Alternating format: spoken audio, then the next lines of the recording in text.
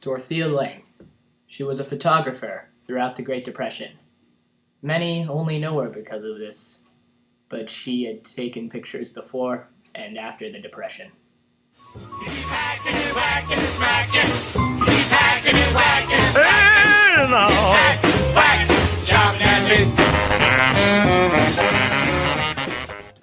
Dorothea Lange was born May 26, 1895, in Jacobin, New Jersey.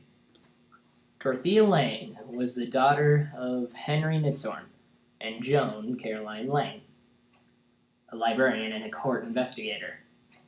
Dorothea Lange took her mother's surname. When she was 7, she contracted polio, a sickness which would leave her limp. She thought that polio was the most important experience in her early life, except for her parents' marriage ending.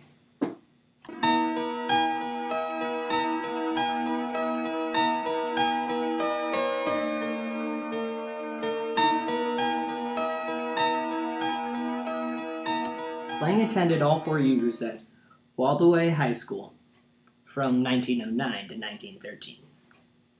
By that time, Lange had already wanted to be a photographer. In 1913, she became an apprentice to the photographer Arnold Jenneth. From 1917 to 1918, Dorothea Lange took a course at Columbia University. Lange decided to go to San Francisco, but upon arrival, she and a friend were robbed of all their money. This is a robbery. Lange got a job at a photo finishing shop. She also joined a camera club. She had many friends who helped her open her own portrait studio. On March 21, 1920, she married Menard Dixon, an artist 20 years older than her. The couple had 2 sons. I don't want to set the world on fire.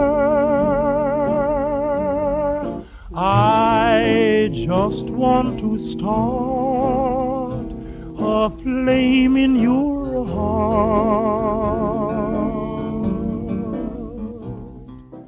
Just before the Depression, Lange had started learning about documentary photographs. These documentary photographs are what made her famous during the Depression. They're pictures of people, not just scenery. The Great Depression had a bad effect on Lange's business, until when one day she walked outside to see a worker awaiting his handout. He was turned away from the rest of the group with a grim face and folded hands. The picture was called White Angel Breadline. After that experience, Dorothea Lange was inspired to take more pictures of people and the effects that the Depression had on them. One of the most famous being the migrant mother. Her photographs became quite popular, and in the summer of 1934, her photographs were displayed at the Willard Van Dyke's Gallery in Oakland. By this time, Lange had already known that all she wanted to do was documentary photographs of people, nothing else. Lange agreed to work with Paul Taylor, an economist. It was about the problem with displaced farm workers. Paul Taylor eventually got a job to study migrant workers. Paul Taylor and Dorothea Lange both divorced their spouses and were married December 6th, 1935. I don't want to set the world on fire. I just want to start a flame in your heart. She and her husband, Paul Taylor, had collaborated on The American Exodus. This was a book about migrant workers. One critic writes, "Nothing about her pictures was converted or artificial. Her warmth was so contagious that her subjects were virtually unaffected by the presence of the camera." Lange became the first woman to receive the Guggenheim grant for photography. She received this in 1941. During World War II, she also took pictures of Japanese Americans. After the war, Lang got a chronic illness which limited her work. She still taught, on occasion.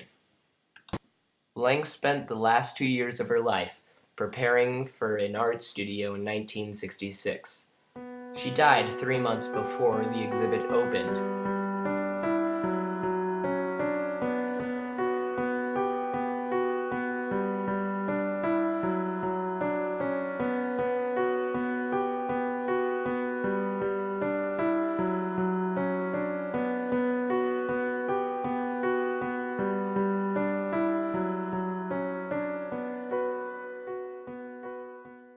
Yeah, I know that was a bit over the top.